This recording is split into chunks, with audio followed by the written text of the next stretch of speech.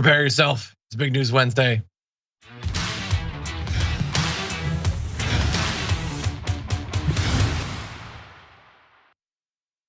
And on this particular Big News Wednesday, let there be no doubt, it's a big day. It's a big post-election day. Jayar Jackson, thank you for joining us. Post-election, what happened? You must not have talked about it on the watch list, I guess. It was an oversight on your team's part. But yeah, there was an election somewhere, I don't know. Yeah. And we're gonna be talking about it in just a little bit. But we got a lot that we're gonna be talking about today, actually. And not only that, Trump actually losing in court again. We're gonna be talking about that as well as the implications of what that means going forward. And then I wanted to keep that good feeling going from last night. So we've just got some feel good stories. So not only Herschel Walker losing and Laura Ingraham melting down and Trump looking bad, but Republicans being snubbed.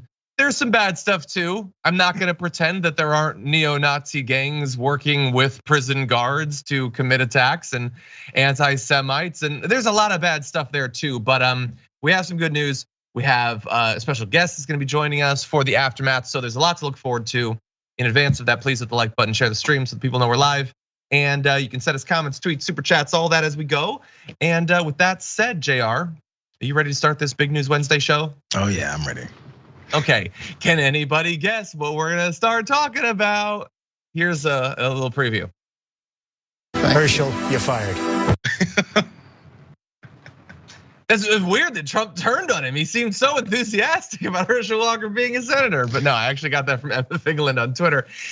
He was fired, but it wasn't one orange man telling him that. It was a very slight majority of the electorate in Georgia. Thankfully, we can show you this graphic, which is worth its weight in gold or pixels. Raphael Warnock did in the end beat Herschel Walker. And we don't have the full vote in, but if I could just be unbearable for a second.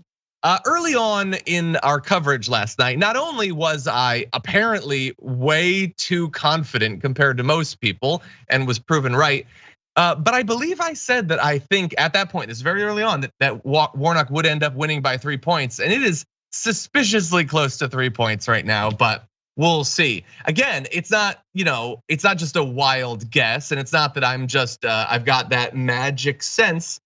I was looking at the counties and like there were a lot of big blue counties that hadn't come in yet. And so while I don't know that we've ever had a race like this, an election night with one big race where the eventual loser is neck and neck or even winning up until about 90% of the vote is in the end, what thankfully happened and Warnock won. In fact, improving his lead over Walker from 49-48 in the general election. He ended up winning by quite a bit more. So we've got a lot that we're gonna talk about, but let's just appreciate that we will not have to refer to a Senator Walker. Imagine the nonsense this fool would have conducted or not conducted in the Senate. I have a good idea. I have a good feeling from his concession speech that he's relieved. He's like, whew. Okay, I did what they asked me to do. I lost, now I can go back home because this is tiring stuff. I don't know what's going on here. I don't know what the hell I'm talking about. Can I go home now? He seemed very content in that concession speech, which I'm happy to see. Maybe he can go back to relaxing, or maybe he can figure out what it is that's happened in his life and why he's such a pariah. But by the way, just small thing, John. Go ahead and talk your talk. Don't hold back, bro. You can say it from the beginning. I'm John Adirola, and I knew what the hell was going on. All you idiots that said that were nail biting and worried about it, maybe you should get on board. Maybe you should follow. Yeah, and by the way, during the coverage, what I normally do is I have half an ear to the panel and half of a hand to the Twitch chat, and I told them to keep calm. Did they keep calm? Some of you did. Some of you had faith. Some of you, though, were scaredy little dumb donkeys and you didn't trust your dragon daddy. But anyway, it ended up working out.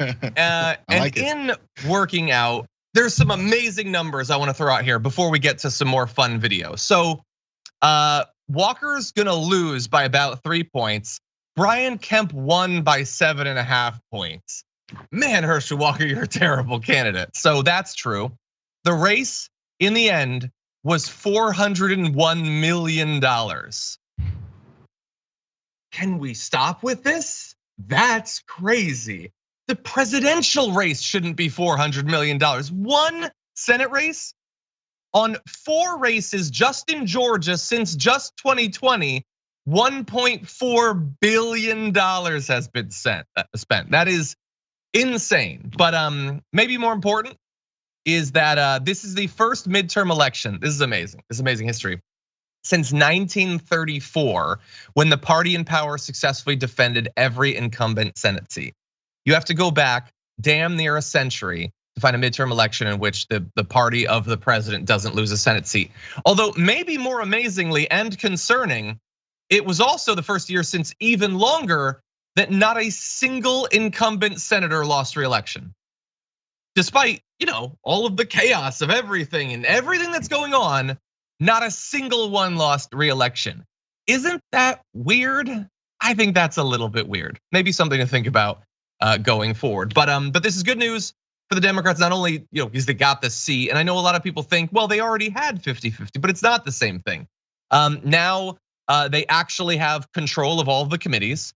More judicial nominees can be confirmed and more quickly. Because that one extra vote actually stops a lot of shenanigans from going on that can slow things down. And Democrats have near unilateral power to issue subpoenas without Republicans getting on board. All of that is good news. So good news today in America. Yeah, and I guess the question also comes is people are saying like there's this level of all the craziness that's gonna go on if Kevin McCarthy gets his spot in the House as Speaker, and they launch all these investigations, and we're gonna do this and do that, and then we're gonna pass this stupid ass bill and that one.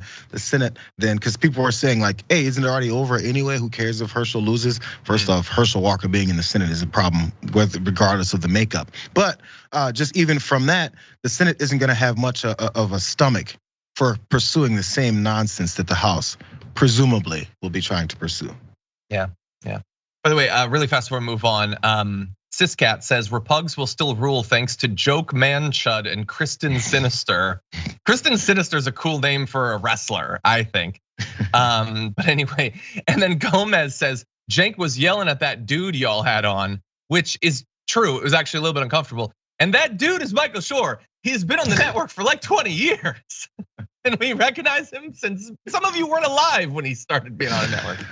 Anyway, with that said, let's turn now to the candidates, starting with this video. It is my honor to utter the 4 most powerful words ever spoken in a democracy. The people have spoken.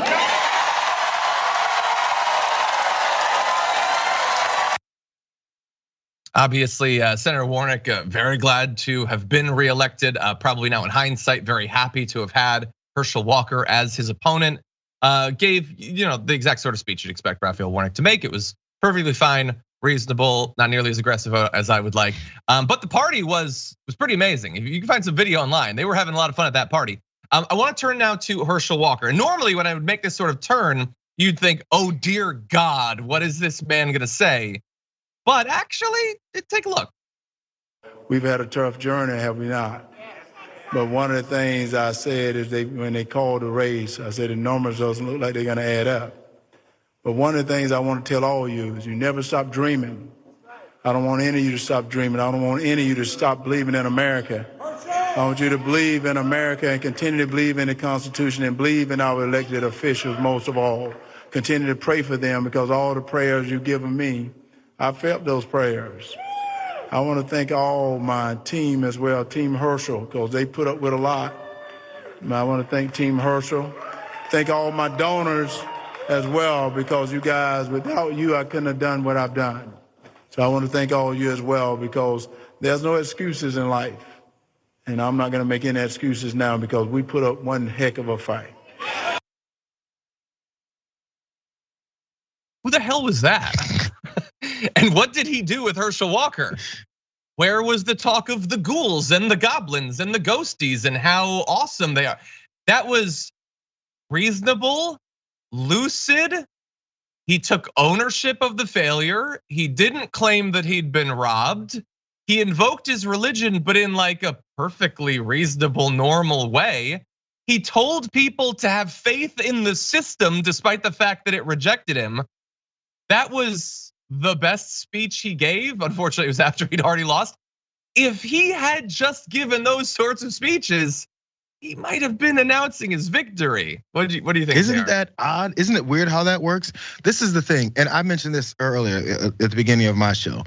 I think he spoke as himself for the first time publicly since this campaign started. Well, of course, he spoke before publicly. But the thing is when people run for office, especially this level, the National Party promotes you to be a senator, bro. That's a huge deal. There's so much coaching. We saw him squeezed between Lindsey Graham and Ted Cruz and all these events. We saw I think Senator Scott was at an event also trying to promote him. So many people were speaking for him, around him, to him, in his ear, say this. Hey, try to be relatable, Herschel.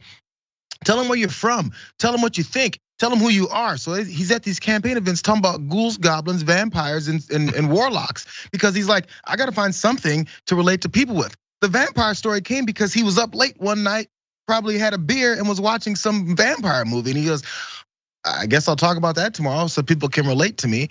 He's supposed to just be who he is. And in my opinion, that still wouldn't have worked because who he is, there's a lot of negative things there, especially in his past and who he's been and who he continues to be.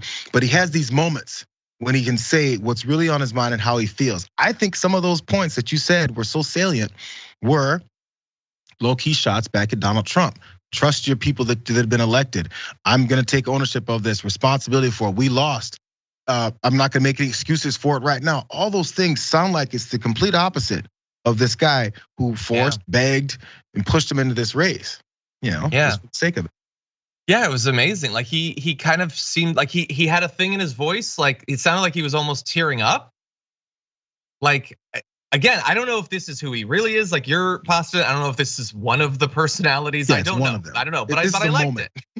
Yeah, he didn't talk about bulls jumping over fences or cows jumping over the moon or anything like that. It was lucid. And by the way, we only can show you a little bit of it, but I watched more of it. He said the line about trusting, like having faith in your elected officials. He went back to that point again. This is amazing. Look, he remains as bad of a candidate, as bad of a person as he was before. He's done terrible things. He's abused his family. Let's not forget that. But that was the sort of like concession speech that I'd want out of anyone, let alone a Republican, let alone a Herschel Walker. So, a minor bit of credit to him. And him giving that speech, by the way, makes me feel even more comfortable and ready returning to not talking about him and not mocking him on a daily basis. We're gonna do a little bit more of it, but that's probably, we're close to the end, Walker, don't worry.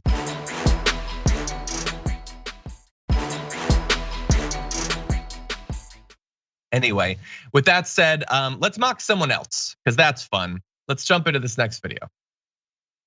And Laura, right now, we're relying on the Associated Press to give us these numbers. And right now, the Associated Press has just given the check mark to Raphael Warnock. He's going back to the US Senate as the winner of this runoff against Herschel Walker. I love how they have to be like, now everybody, okay, I'm gonna tell you something that's probably gonna make you uncomfortable. And I understand that cognitive dissonance is something you have been trained to not be able to take. I'm not making up these numbers. I'm not choosing him. It's the AP. The AP gave him the check. Don't be mad at me. Don't send me death threats. It's the AP. But even with all of that defense from whoever that dude is, I don't know. Laura Ingraham was not very happy about this. So let's go to just a little bit of what she had to say. Was on the part of the Democrats. I felt it, you felt it.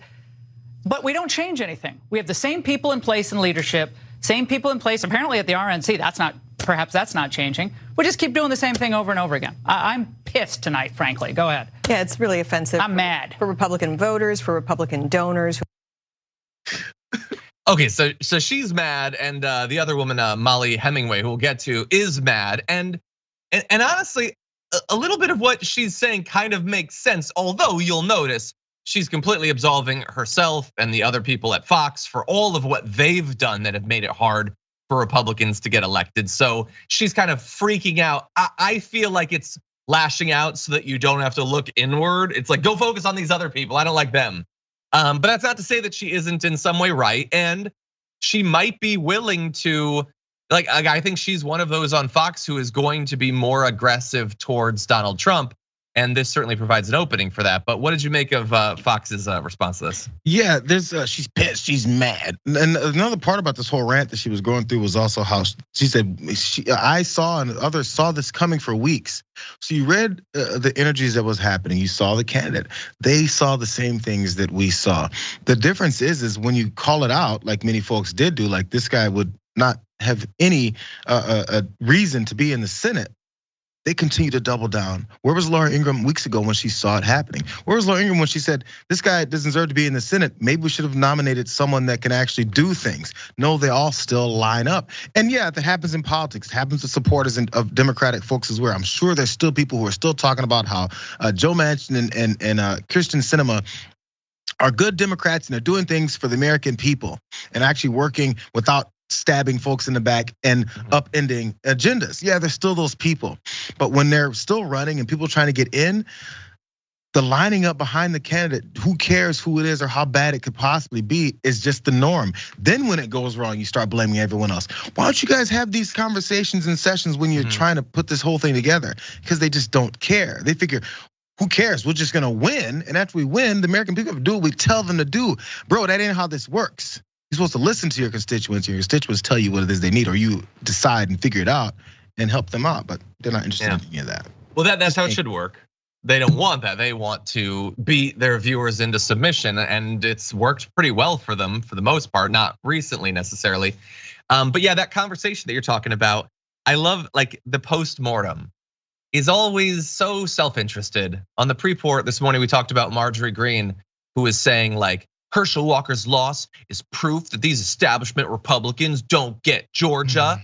Mitch McConnell, what are you talking? Mitch McConnell didn't want Herschel Walker as a candidate. What? That was Trump. The guy who you're defending right now was the one who wanted him as a candidate. And we have a version of that too. So Ingraham was all mad. She was talking with Molly Hemingway. Molly Hemingway says, we felt this coming. To me, it never felt like the Senate Republicans wanted this guy in office. He was a Trump pick. And they didn't like that. Now look, they might have preferred to not have Trump be picking a candidate, but yeah, they didn't want him, and they were just proven to have been right about that. I mean, you're sort of implying there that they didn't defend Herschel Walker enough. Well, maybe there shouldn't have been a Herschel Walker. Maybe Mitch McConnell isn't the biggest issue here. Maybe Donald Trump is the biggest issue. You're like tap dancing around what should be indisputable at this point. And what were they defending Herschel Walker from? Were they defending him on his stances, on his policies, on things that he said he's gonna do when he's in office? No, they're defending him on all the things that make up who he is and why people probably didn't want to trust him or have anything to do with anything he's saying because he was lying about who he was. Let's keep it real. Yeah. You have to defend that, that's the problem. It's not impossible that there could have been a totally different Herschel Walker who was sane, but was being unfairly attacked by the media. Maybe there was racist stereotypes being used against him or something. His good relationship with his family was being attacked or whatever, but none of that was true. I mean, sure, there was probably some racism at the internet, come on. But like he was being attacked for perfectly reasonable reasons. And they're saying support him more. They're saying ignore all of the reasons that he couldn't be elected. Ignore things that the electorate, I guess, some Republicans weren't able to ignore. Anyway, we've been tap dancing around Donald Trump. I want to turn to that right now.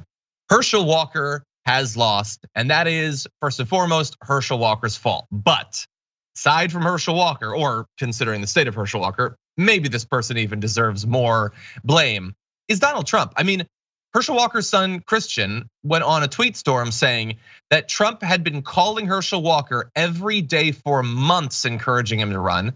And every sane person around Herschel Walker was like, you cannot do this. And yet Trump got what he wanted, which is a Herschel Walker run. Unfortunately, what he also got is what he got in almost every single one of the Republican Senate races where he got to choose the candidate, a loss. JD Vance won, that's even a bit more muddled. A lot of the establishment Republicans are pretty okay with him. But when it comes to these other MAGA picks, it hasn't gone well. And so I'm wondering, is there gonna be self-reflection? Is there gonna be critique from outside? Well, let's turn to the self-reflection. I have been wondering when Donald Trump would say something about this, but he's actually been pretty quiet. The only message we had the night of the election was, our country is in big trouble, what a mess. That was after the call. I don't even know if that's about Herschel Walker. He has apparently washed his hands of the guy that he was telling people to go vote, just vote for a couple of days ago. He doesn't have much to say about this. Now, I did tell you like maybe a week and a half ago that when it was announced that the Walker campaign and the Trump campaign had agreed that Trump wouldn't go, that's obviously interesting from the point of view of the Walker campaign, that they don't think Trump being there would be helpful. But it was far more interesting, this is what I said, that Trump agreed to it. Because normally Trump would tell them to kick rocks. I don't care what you want or what you think is gonna help. I want the credit, I want the crowd, I'm gonna go. But he didn't go, which implied that he didn't think that Herschel Walker was gonna win, and he didn't want the discredit when that happens. Well, okay, he maybe protected himself a little bit by not doing a big rally a couple of days ago, but he did put this candidate forward. So after already receiving a lot of the blame for the lack of a red wave, and then in the interim announcing he's gonna run for president, the special counsel comes out. He has a Thanksgiving dinner with anti-Semites. Now he costs them another Senate seat. Jayar, how do you think this reflects on Donald Trump going forward? Probably similarly after midterms. It's just the last shot of it. And again, the only reason I say it is I was wondering if there was going to be a shift. Now that it was fully over, maybe they were holding their fire, other fellow Republicans outside of Trump, holding their fire on him, wondering if maybe Herschel can pull it off, and then at least we'll kind of temper our anger. Laura Ingraham still can't say his name when she was complaining about some of these people at the top still were complaining about the processes of elections. Or then also Mitch McConnell coming out for these last few press conferences and starting by saying anyone who wants to terminate the Constitution has no place and they can't win in a presidential election. Without saying his name, they're still afraid of this guy.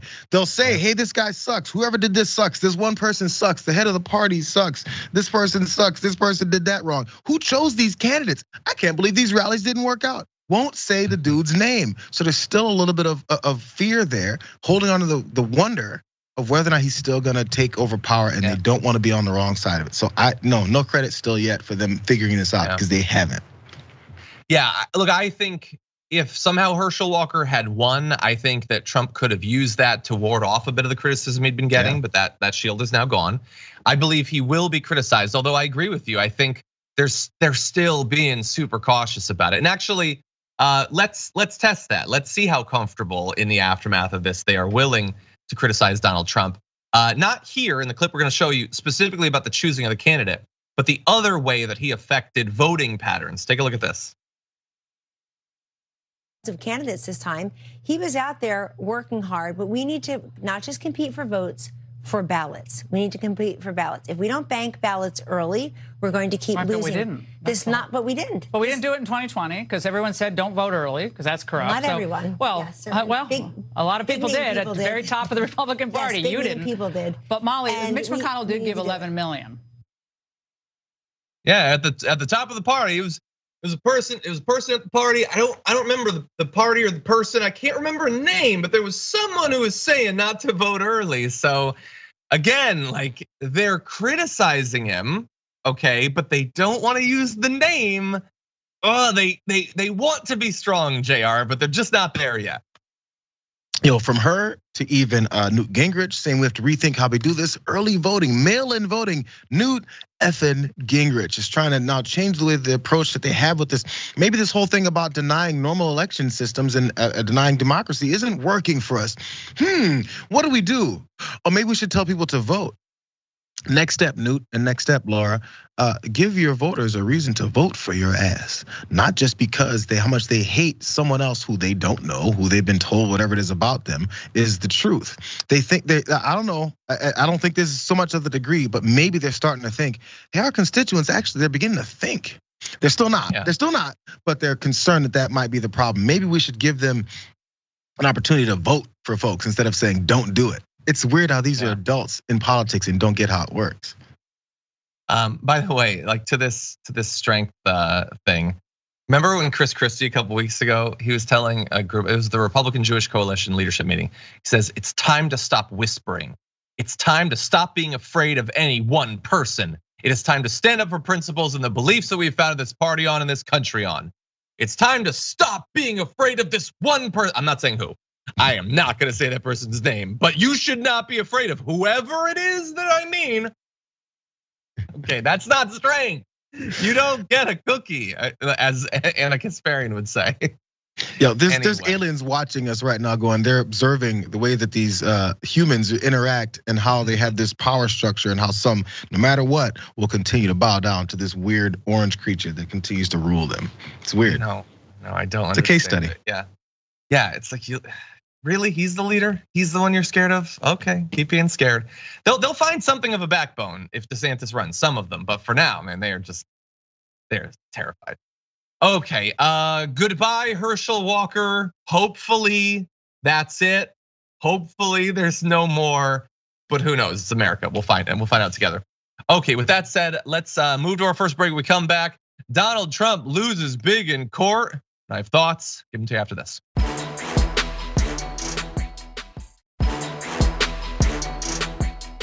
Okay, everybody, let's jump back into the news. Donald Trump has lost big in court, but maybe the smallest of the pending legal matters. In any event, they went down on 17 counts. The Trump organization did. This is tax fraud and other crimes. This conviction, this is after more than a day of jury deliberations in Manhattan, stemmed from the Trump organization's practice of doling out off-the-books perks to executives like luxury apartments, that's a nice perk, I'd like that one. Leased Mercedes-Benzes, extra cash at Christmas, even free cable television. They paid taxes on none of it. So this 17 charges. We've got conspiracy, scheme to defraud, 3 counts of criminal tax fraud for the company. And as a result of all of this, 17 counts, the Trump organization could face up to $1.6 million in fines. And more importantly, potentially, there could be some trouble conducting business in New York City going forward. The actual fine is just nothing. I mean, even for a not as rich as he says kind of guy like Donald Trump, he can afford the $1.6 million. It's ridiculous. Like, they did this to avoid taxes. I don't know exactly how much they avoided in taxes, but obviously the penalty should be much more significant than what you avoid in taxes if you want to disincentivize that sort of activity going forward. And I don't think that $1.6 million is gonna disincentivize that. Beyond that, we don't expect massive legal consequences for either Trump or the organization. The company's not gonna be dismantled because there's no mechanism under New York law that would dissolve the company. And why would there be those? The law was set up by people who own companies like this. So no, they're not gonna have an easy ability for companies to be banned effectively. There could be an inability to do business in some cases, obtain loans or contracts, but I don't know if Donald Trump was getting any loans these days anyway. By the way, Trump and his family individually were not targeted in this particular case. Although interestingly, in the closing days of the case, the prosecutor did make a strong case that Donald Trump had to have known about these sort of things that were happening. So right now it's more the organization that's suffering rather than Trump individually. Jayar, what do you make of it? Again, a lot of the stuff we had known about, it's just we finally came to the conclusion, at least that there was this decision about how guilty they were for it, and really laying the hammer down on this, which again is more like a soft mallet for the 1.6 million here. But still, through some of those things that were some of these executive benefits that were given out to avoid taxes on these things. Luxury apartments, Mercedes-Benz, cash at Christmas. Damn it, John, you're pretty important here at TYT. Is there extra cash coming at Christmas? Maybe they're gonna get you out of the electric car and get you in a Mercedes-Benz. Maybe an electric car. Oh yeah, that's right. An electric car. Let that be the perk. I'll take that. No taxes. Scion IQ. If one small portion of this is done, bro, like it's taken down tax evasion all over the news. Look, it happens to celebrities a lot of times. I mean, more famously, I think Wesley Snipes was the one who caught all this attention for evading taxes. No one's ever gonna stop talking about or relating the tax evasion from Wesley Snipes. Will this stick? Will it stick to his organization, as you said, maybe some other business dealings, or then further, as we already know, no, it's not gonna stick to his family or himself, who obviously knew about how this was going down. And if they didn't, how much do you suck at running an organization? You didn't know this was happening, really, bro? Really? I don't know. I mean, I think now, now that he's lost this case, he'll be seen as a failed businessman and a con man, and he's corrupt and he's a grifter and he's a liar, and that sort of reputation hit could really make it hard to become president in these United States. Anyway, Hold on, I can't see who said it. Oh yeah, hold on. Mayhem Mendez says this is like blowing up the Death Star, but letting Palpatine go. 100%. Yeah, like yeah, it was probably just the low-level bureaucrats that knew about this sort of stuff. Hey, let's keep it real. Let's keep it real. I got that reference. You did. Thank you. It was an easy one, but thank you. Wait, who's Palpatine? He's the bad guy who was a part of who made Darth Vader the bad guy. Okay, I'll take it. That's not bad. Okay, I like it. Well, speaking of bad guys, let us be fair, everyone, and give the dude a chance to respond to his company going down on 17 charges. Here is what Donald Trump had to say as we were preparing to find out that the Trump organization was going to lose massively in this tax fraud case. Right before it was announced, he put out an early tweet, because again, remember, he wakes up first thing in the morning like Elon Musk to begin bleeding out stuff. He says murder and violent crime is at an all-time high in NYC, and the DA's office has spent almost all of its time and money fighting a political witch hunt for DC against, in quotation marks, Trump. It's you, dude. It's you. You don't have to do any of that weird stuff that you're doing. Over fringe benefits, something that in the history of our country has never been tried in court before. I don't know if that's true. If it is true, it should have been, because I'm sure others have done it. But it's also possible that the reason this is historic, dude, is that you have committed historic acts of tax fraud. I don't know. Probably not. Anyway, he closed by saying they're too busy on Donald. You're losing your mind. You should get some help. Bring Herschel Walker with you. Oh, I said I was gonna stop making fun of him. Anyway, so that was before. Then 17 counts. They go down, they're gonna face $1.6 million in fines. And here's what he has to say. He has reverted back to all caps and bleats out, the greatest witch hunt of all time continues over and over again. And the people of this country aren't gonna take it much longer. A giant political scam. And he'd know scams. So, okay, he's freaking out. He's gonna be fine, I'm sure. I mean, look, we're gonna get in a second to the other stuff that's pending that's far more important. I would love for this sort of thing to be the death knell for Trump's political life, but it probably isn't gonna be the case. So for now, in the absence of true justice, I will take his tears. This is crazy. Listen, so this guy will confront something like this that's happening, and it's obviously a part of his whole organization, and call it something like, what do you say? This is a fringe benefits, bro. So say a car thief gets busted on his way out of the country, and he's like, "You guys are gonna arrest me for renting a car and driving to Mexico? What's the matter with you?" No, that's the exact opposite of what's happening. No, those are not fringe benefits. Those were illegal handouts to your executives so they can avoid tax evasion, bro. Just because you say it's not what it is doesn't mean it's not what it is. But any other petty criminal can't do that and actually put their face in front of it, and people go, "Oh yeah, makes sense." Yeah.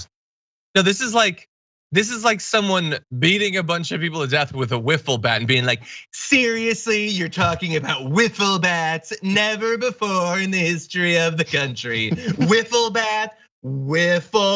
bat, seriously? Well, just stop doing this stuff, okay? Stop breaking the law and we'll stop talking about it. Stop stealing stuff. Stop constantly stealing stuff. How about that? Anyway, this isn't so important for him long term, but recently, Justice Department Special Counsel Jack Smith subpoenaed local election officials in Arizona, Michigan, and Wisconsin for their communications with Trump and his allies as part of their investigation into the attempt to overturn the 2020 election. So that could potentially maybe do something. Chairman Benny Thompson of the House January 6th committee said the committee is closing in on making criminal referrals to the DOJ, but they wouldn't say of who. So I'm gonna say probably not Trump, although that was what the whole point of this thing was. But there will be some criminal referrals of, I don't know, Steve Bannon or something. Maybe Ginny Thomas, I don't know. Other major investigations still ongoing include the national security investigation of classified documents that had been stolen and brought to Mar-a-Lago. You have the state investigation by Atlanta prosecutor Fani Willis into the plot to overturn Georgia's election in 2020. Any of these investigations could potentially lead to charges. But it's America. So there's a lot of stuff out there, and I'm not gonna run through all of them because we don't got time for that. But there's a lot of pending things that could hurt him. He's already been hit. Maybe he's bleeding just a little bit, but it is a minor wound at this point. That would be my evaluation. We're not going very far. I guess I'm a pessimist on this stuff. Until it happens, I don't see it happening. Anything more as far as he goes, they still protect his ass. Well, really fast, let's lighten things up by experiencing even more Schadenfreude. Whenever we're ready, let's jump to this first video of the C Block.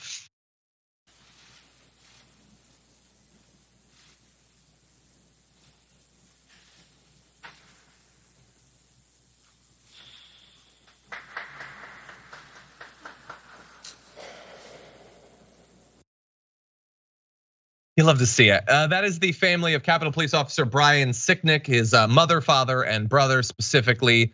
They were accepting this Congressional Gold Medal during this ceremony, and they were perfectly happy to accept the medal. They were perfectly happy to shake Chuck Schumer's hand, and then they wanted nothing to do with Mitch McConnell and Kevin McCarthy. And I sort of understand, Jayar, why at this point, when Sicknick, as well as all of the others, had been abandoned by the Republicans, who were perfectly happy to go right back to defending Donald Trump and laying the groundwork for future attacks that are gonna lead to injuries of other cops. So I get it, and I respect what they chose to do there. What's offensive on top of all this is, do you think they don't know they've been absolutely blatantly dogging out this guy's family or going back to the guy who was the source and reason for it? Kevin McCarthy said so. You think the family of the folks who lost a family member didn't remember you saying, hey, this is Donald Trump's fault, then seeing you scurry and kiss his ass more? You think they didn't see that? It's offensive. In your brain, you think you can show up at this event and expect any kind of respect to be given back to you after you've acted this way. Yo, in just a party setting, in regular folks in the middle of a party, if you actually say something about someone that you thought was, you're just talking in general. I hate when people wear red, and there's this guy in the red over there. Do you expect to walk up to him and be like, hey, how you doing? He'd be like, I feel like you kind of like me. Like, why are you coming to shake my hand? You've already explicitly told me you think I'm nothing. And then you cannot come up to me and you expect me to give you some kind of respect back. It don't work that way, man. Yeah, 100%. Yeah, I would have loved to have seen like the mom just like flick him in the forehead right between the eyes or something, like really go back to high school with it, because he deserved it. Really fast, I want to give you a little bit of Brian's brother explaining why they did what they did. Whatever hold that Trump has on them, they've backstepped, they've danced.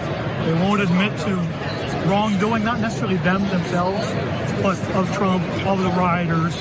I mean, people like Louis Gohmert, who presented an American flag that was flown over the Capitol to a January 6th rioter and told them they were a patriot. It's disgusting. It takes away everything my brother's done. It takes away the heroism my brother showed. You don't think they deserved a handshake in this context? No, definitely not. Yeah, no, they didn't deserve a handshake. They deserved far worse than just not having a handshake. And I don't know how much they care. I don't know if Kevin McCarthy cared, but I did notice, and you can play back the video if you want, the viewers. Mitch McConnell, he wanted the handshake.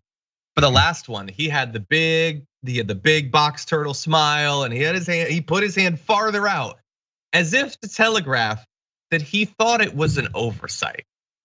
Oops, the first person accidentally didn't shake my hand. No, they did. I think it's up. He raised it up more. You saw the tiny little clawed paw. It went up a little bit more, and nothing came. This is an opportunity maybe to learn something. I know that they're gonna resist that urge. They're not gonna learn anything, but you could maybe. Maybe if you want people to think you're cool, you need to do cool things. You need to defend democracy. You need to defend people who are defending democracy, and you chose not to do that. Anyway, with that said, we're gonna take our second break. When we come back, things get even more wild. Back after this.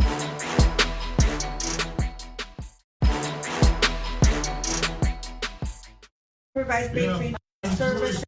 They will have authority to do testing, random testing for drugs and alcohol, and my turn and your GPS tether will be fingerprinted at the Oakland County Jail.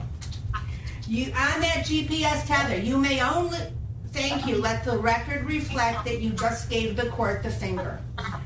Yes, you may only leave your house. My turn. Can you mute him, please?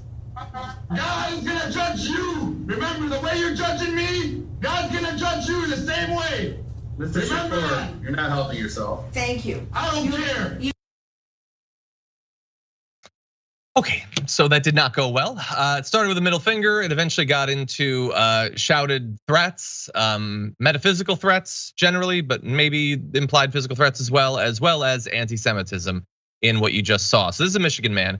He was charged this week for going to a local Jewish synagogue and making a variety of anti-Semitic and racist threats where they could be heard by security for the synagogue, for the parents there, for kids as well. And in this particular time, people are very worried about that sort of thing. This is Hassan Yahya Choker, 33-year-old, charged with 2 counts of ethnic intimidation in connection to the threats that have been made back on Friday. And he does not seem to be repentant literally at all during his screed, and we're not gonna play too much of it. We might, okay, we'll go to one more just so you can see how crazy this got. Take a look at what happened a little bit later on. And now he has removed his pants to show the court his backside. So I'm putting him in the waiting room.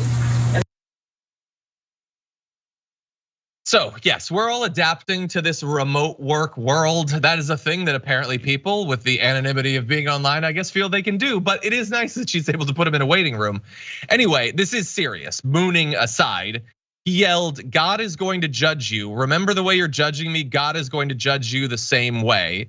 So that's not great. But when you start yelling at the judge, calling her an effing Jewish bee or a Zionist bee, yeah, people are gonna be a little bit worried about that. When you not only have that in you to do that, but that when you're going to harass people at a synagogue, I can understand why people would be intimidated by that and worried about what might come next. Jayar? Every time these folks lash out like this and they have these horrific things to say about one particular group of people for whatever reason is that they've been led to this point, I wonder what is that end game? What is it that it did for you? Do you then, this guy's going to jail, but then after that you like nailed it. I feel so good about that. Like the guy when they were writing things on the overpasses of bridges, talking about anti-Semitic stuff, supportive of Ye and other things that he's doing. And then that guy was promoting one of those disgusting messages and he was just laughing about it as he recorded himself. Did you then go home and say, nailed it, told those Jews? Like, then what happened? I don't know. Like, that's the win for you to go off and look like an absolute idiot and really prove what it is that many people say when they're pushing back on your anti-Semitism. If all these Jewish folks are the devil, do you think you've convinced folks of your stance if you come at them like this? Is that the process? Is that really work? If you're watching Kanye do what he's been doing, do you go, nailed it, he's winning? Yeah. What's the objective? I can't put myself in that point of view. I try, we try to base what we do off of empathy and compassion, and that's what that exercise is. But I can't imagine hating a group so much that you would want to go to them to what? Get locked up? I don't get the goal. I don't understand it. But there are a lot of really hateful people in this world. And bear in mind, when we talk about what the politicians are saying, and when we talk about what people in pop culture are saying, how these things get normalized, the effect is it shows regular people, oh, this is what the people I look up to do. So this guy is not getting invited on to talk shows to make crazy comments about the Nazis and stuff, but he wants a version of that, I guess. He wants to be able to talk about the things he believes that he saw in a YouTube video or something. And so if you don't have an outlet, I guess you're gonna lash out at a synagogue or something like that. This stuff is constant, by the way. Like we do occasionally check in and cover it, but these sorts of threats, whether in person or just bomb threats that are made, happens literally constantly. We're gonna talk maybe tomorrow on the show about a state representative who has been attacked online as a groomer for standing up against the casual usage of the term groomer, and bomb threats were called in at his office. This just happens constantly. This is why we're so worried about these things being normalized. Sometimes the guy going to a synagogue and yelling crazy stuff or mooning. Sometimes it's someone who brings an AR-15, and we know how that goes.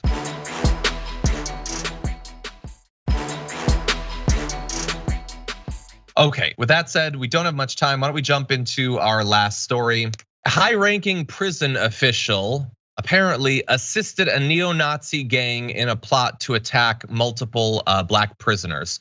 This is Matthew Ware, former lieutenant at the K County Detention Center, has now received 46 months after being found guilty of violating the civil rights of 3 pretrial detainees. This was announced earlier this week. So he was responsible for the day-to-day oversight of the prison. What he did was he ordered correctional officers to move several black pretrial detainees to a row of jail cells that were known to contain white supremacists who belonged to the United Aryan Brotherhood, which is a neo-Nazi prison gang. It was known that this particular cell housed neo-Nazis, and so they generally did not put black prisoners there because they knew what would happen. So after the black pretrial detainees were moved to the new cell row, Ware then ordered his underlings to unlock the doors to the cells containing the white supremacists at the same time as the cells containing the black detainees. Apparently, credit to some of those working under this guy, they protested the order, saying that if he maintained the order, it would lead to violence. Ware responded to his staff's concerns of violence by saying that the inmates were adults and that, quote, if they want to act like animals, they would be treated like animals. I don't know what that's supposed to mean. This guy is an animal. He was assisting a neo-Nazi gang in being able to attack the people that they wanted. Look, all of the news reports of this are making distinctions between this guy and the gang. I don't know if he's formally a member, but he might as well be. He's doing the work of them. He is more singularly responsible for the attack because it literally could not have happened if not for him. And so as a result of all of this happening, the detainees were almost immediately attacked. They suffered injuries, including a facial laceration. And so thankfully this was discovered, went to court, and he will be serving time in prison. Maybe he can find a good gang to join when he's in there, I don't know. What do you think? Yeah, was this worth it, bro? Whatever you wanted to see. Or even maybe someone say, oh, he wasn't looking for, or he's gonna treat them like animals. So you release everyone together and wait for the fight? Is this like for entertainment? Is this popcorn watching? Whatever the reasons it are that he decides to go this route to make sure he sees this kind of violence, not really knowing who's gonna come out on top, wherever his bets, the money he's put his bets on for this whole thing. But again, these are the folks that are in positions of power over other human beings. Even as you said, pre-trial detainees in this prison, just because he wants to assume or hate whatever it is about them. So yeah, if you want to deny the fact that you have this love for these neo-Nazi gangs in here, or maybe you're not even a part of it, you can deny this stuff, but your actions show something completely different. Just this guy getting his little 46 months, just under 2 years of prison time here on this. Who else is there? Who else was a part about this? Because there was a few who pushed back and others who then went ahead with that order. Who are those folks? Why are they still there?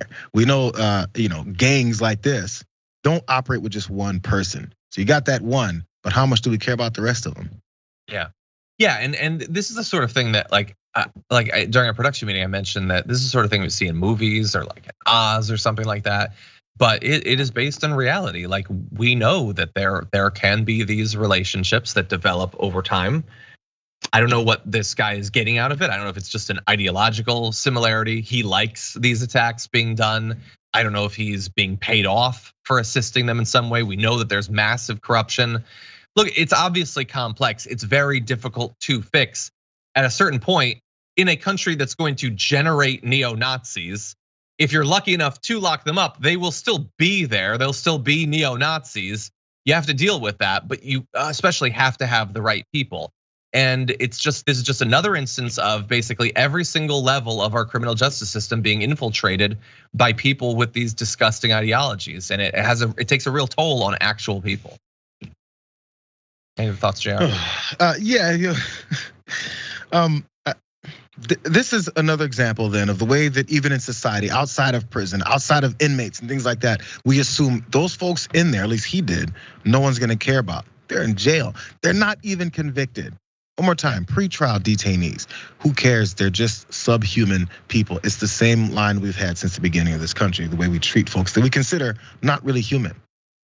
Yeah, 100%. Okay, well that's about as rough as the news gets. Every paragraph that I was reading, there's more information, by the way, available at Vice. They have a great write-up on this case. Just absolutely disgusting. You don't want to imagine that you live in a world where these sorts of things are possible. With that said, we are running out of time in our first hour, but don't you worry. While we appreciate those of you on the linear platforms of the podcast for listening and or watching, there's more show to come every day. If you're listening on the podcast, by the way, remember, you can go to our YouTube channel and find clips that won't be contained in the podcast. We have a representative from Right Wing Watch coming on to talk about her reporting on Nick Fuentes. And we will be jumping into Meanwhile and giving you some news from around the world. So don't go anywhere, we'll be right back.